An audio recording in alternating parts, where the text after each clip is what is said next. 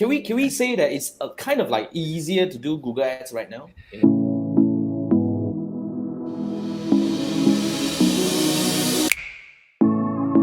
a way.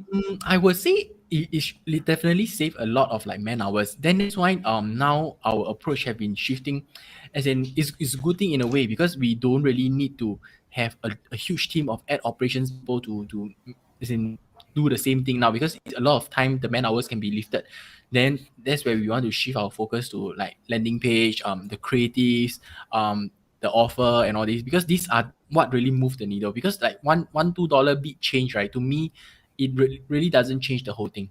Yeah. So compared to like you changing something like a better offer or even like a just on the landing page optimization, right, it move 1-2% of conversion rate, that really shift whole performance. Awesome. Yeah. Awesome.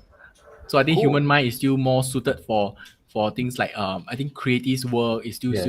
yeah. That's something AI cannot replace for what I see. So let AI does what it does lah.